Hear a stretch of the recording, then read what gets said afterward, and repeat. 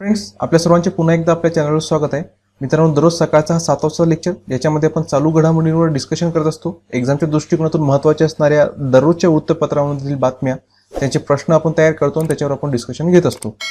तुम्ही सुद्धा स्पर्धा परीक्षेची तयारी करत असता, लगेच आपल्या चॅनलला सबस्क्राईब करून घ्या, बेल आयकॉन क्लिक करा, जेणेकरून येणाऱ्या व्हिडिओ नोटिफिकेशन तुम्हाला भेटत आहे. लाईक करून विसरू नका, शेअर सुद्धा करत चला. व्हिडिओ चालू करण्यापूर्वी मित्रांनो, सगळ्यांसाठी एक प्रश्न आहे. याचं उत्तर तुम्ही कमेंट बॉक्समध्ये करू शकता. पाहू किती लोक याचं उत्तर देऊ शकतात. तर 23 जानेवारी 2022 रोजी नेताजी सुभाषचंद्र बोस यांची कितवी जयंती साजरी केली जाणार आहे? हा प्रश्न यावर्षी फार महत्त्वाचा ठरणार आहे मित्रांनो. 10% शक्यता एक्झाम देण्याची. पाहू किती लोकांना याचं उत्तर माहिती आहे. याचं उत्तर कमेंट बॉक्समध्ये करायला विसरू नका. मित्रांनो, भारतातील सगळ्यात मोठं ऑनलाईन लर्निंग प्लॅटफॉर्म अनअकॅडमी आता एमपी साठी अवेलेबल झाला आहे. ठिकाणी तुम्ही बऱ्याचशा प्लस फीचर्सचा फायदा उचलू शकता, जे की तुम्हाला स्क्रीनवर सगळे फायदे दिसत आहे. आणि हे जॉईन करताना तुम्ही जर कोड यूज केलं SOHEL1010 तर तुम्हाला या ठिकाणी डिस्काउंट सुद्धा भेटून जाईल. प्रश्न क्रमांक 224, IAS IPS अधिकाऱ्यांच्या नियुक्ती संबंधीच्या कोणत्या नियमात बदल होणार असल्यामुळे वाद उद्भवलाय? आता वाद कोणामध्ये उद्भवलाय? केंद्र आणि राज्य यांच्यामध्ये हा वाद उद्भवलाय.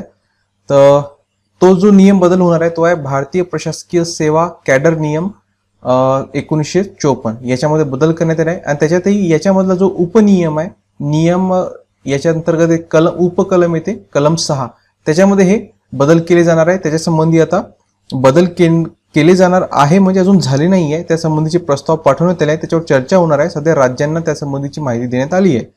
तर राज्य सरकारच्या सहमतीशिवाय अखिल भारतीय प्रशासन सेवेतील म्हणजे IAS व IPS कोणत्याही राज्यातील अधिकाऱ्याची परस्पर सेवा अधिग्रहित करण्याबाबतच्या केंद्राच्या प्रस्तावात तीव्र विरोध करण्याचा निर्णय गुरुवारी राज्य मंत्रिमंडळाच्या बैठकीत घेण्यात आला. त्यानुसार मुख्यमंत्री उद्धव ठाकरे पंतप्रधान नरेंद्र मोदी यांना पत्र पाठवून भारतीय प्रशासकीय सेवा नियम 1954 मध्ये सुधारणा करण्याबाबतच्या प्रस्तावाचा फेरविचार करण्याची विनंती करणार आहेत. तर महाराष्ट्रासोबतच पश्चिम बंगालने सुद्धा केंद्राला यासंबंधीची मागणी केली आहे की या प्रकारची कोणती दुरुस्ती करू नये. तर केंद्रात सनदी अधिकाऱ्यांची कमतरता भासत असल्याने राज्यातील अधिकाऱ्यांना प्रतिनियुक्तीवर घेण्याबाबतच्या प्रचलित धोरणात बदल करण्याचा निर्णय केंद्र सरकारने घेतला आहे.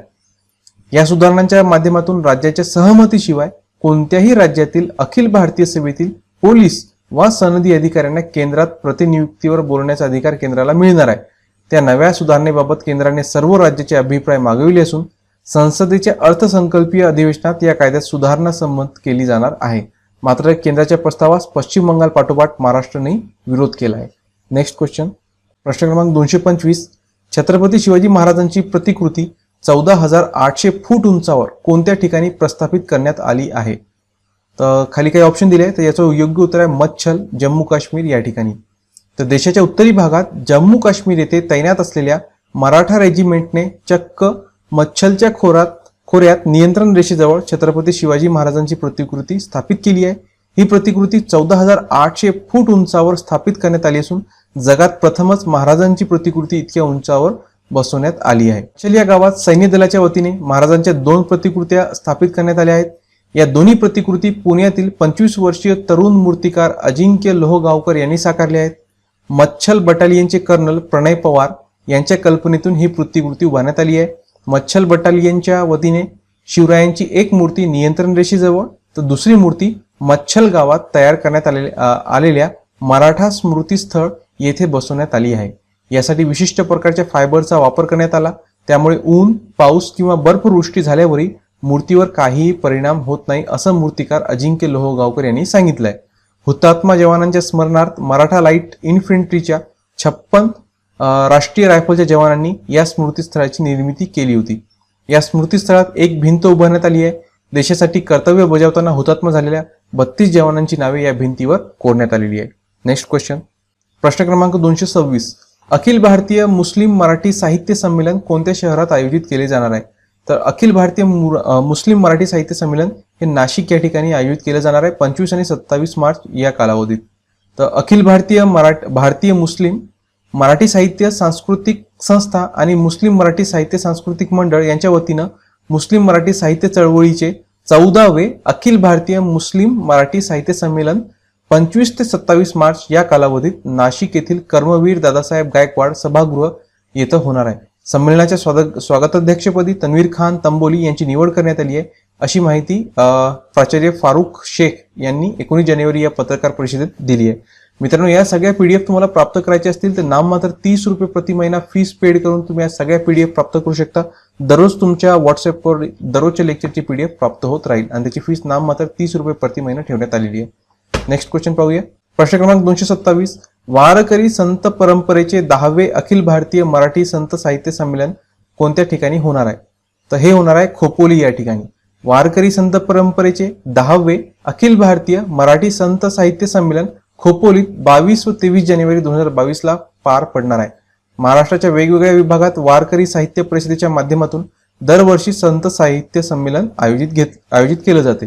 यावर्षी संमेलनाचं उद्घाटन महसूल मंत्री बाळासाहेब थोरात यांच्या हस्ते होणार आहे. यावेळी खासदार श्रीरंग बारणे, आमदार महेंद्र थोरवे यांची प्रमुख उपस्थिती असणार आहे आणि या संमेलनाचे स्वागताध्यक्ष रायगडच्या पालकमंत्री अदिती तटकरे यांच्याकडे आहे. तसेच संमेलनाध्यक्षपद ह.भ.प. आचार्य बाळासाहेब महाराज देहूकर भूषविणार आहेत. Next question. प्रश्न क्रमांक 228. दिल्ली येथील इंडिया गेटवर कोणाचा भव्य पुतळा उभारण्याची घोषणा करण्यात आली आहे? कालच यासंबंधी पंतप्रधान नरेंद्र मोदी यांनी ट्विट केलंय आणि हेडलाईन सुद्धा आता हे बनलाय. तुम्हाला फ्रंट पेजवर ही बातमी आज वृत्तपत्रांमध्ये वाचायला सुद्धा भेटली असेल. तर कोणाचा पुतळा बसवला जाणार आहे इंडिया गेटवर? तर सुभाषचंद्र बोस यांचा पुतळा बसवला जाणार आहे. दिल्ली येथील इंडिया गेटवर सुभाषचंद्र बोस यांचा भव्य पुतळा उभारण्याची घोषणा नुकतीच भारताचे पंतप्रधान नरेंद्र मोदी यांनी केली आहे आणि जोपर्यंत नेताजी बोस यांचा भव्य पुतळा तयार होत नाही तोपर्यंत त्यांचा होलोग्राम पुतळा त्याच ठिकाणी उपस्थित उभारणार असल्याचं त्यांनी ट्विटमध्ये सांगितलंय. प्रश्न क्रमांक 229. खाशाबा जाधव राष्ट्रीय पुरस्कार कोणाला जाहीर झालाय? तर खाशाबा जाधव राष्ट्रीय पुरस्कार हा जाहीर झालाय कोमल गोळे यांना. कोमल गोळे कोण आहे? कोमल गोळे तर सुप्रसिद्ध महिला कुस्तीपटू कोमल गोळे यादव यांना मानाचा खाशाबा जाधव राष्ट्रीय पुरस्कार जाहीर झालाय. कोमल गोळे यादव या सुप्रसिद्ध कुस्तीपटू असून त्यांनी आंतरराष्ट्रीय पातळीवर अनेक स्पर्धांमध्ये भारताचं प्रतिनिधित्व केलंय. नूर सुलतान कझाकिस्तान येथे झालेल्या सिनियर वर्ल्ड रेसलिंग चॅम्पियनशिपमध्ये त्यांनी भारताचं प्रतिनिधित्व केलं होतं. याशिवाय 2019 मध्ये झालेल्या स्पर्धेतही त्यांनी भारताचं प्रतिनिधित्व केलंय. त्यांनी 3 वेळा सिनियर नॅशनल गोल्ड मेडलिस्ट म्हणून असून पुणे महापौर गोल्ड मेडलिस्ट सुद्धा त्या राहिलेल्या आहेत. त्यासोबतच या पुरस्कारासोबत अजूनही बरेचसे पुरस्कार देण्यात आले होते. तर त्यांची यादी मी या स्पष्टीकरणात दिली आहे. तुम्ही स्क्रीनशॉट काढून वाचू शकता किंवा या पीडीएफ तुम्ही जॉईन केले असेल तर किंवा करायचे असतील तर या नंबरवर कॉन्टॅक्ट करून तुम्ही पीडीएफ सुद्धा प्राप्त करू शकता. नाम मात्र 30 रुपये प्रति महिना पेड करून. नेक्स्ट क्वेश्चन पाहूया. प्रश्न क्रमांक 230. 2021 चा साराभाई टीचर्स सायंटिस्ट अवॉर्ड साठी कोणाच्या नावाची घोषणा करण्यात आली आहे? तर हे अवॉर्ड प्राप्त झालाय दीप्ती बिस्ट यांना. तर साराभाई टीचर्स सायंटिस्ट अवॉर्ड 2021 साठी एक स्पर्धा आयोजित घेण्यात आली होती.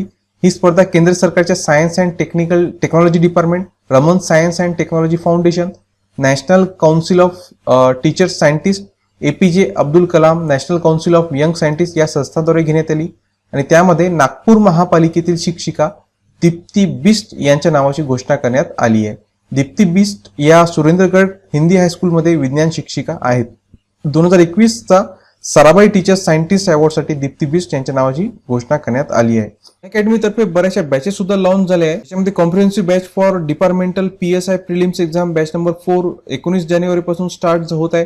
26 जानेवारी पासून स्टार्ट होत आहे. Fast track batch for combine exam 2021 batch number 8 mentor स्क्रीनवर दिसत आहे आणि लिंक डिस्क्रिप्शन मध्ये दिलेली आहे. 2021 आणि 2022 सगळ्या एमपीएससीचा शेड्यूल तुम्हाला डिक्लेअर झालाय. या सगळ्यांचा अभ्यास करा अनअकॅडमी सोबत आणि आपली एक जागा खात्रीशीर पक्की करा. प्रश्न क्रमांक 231.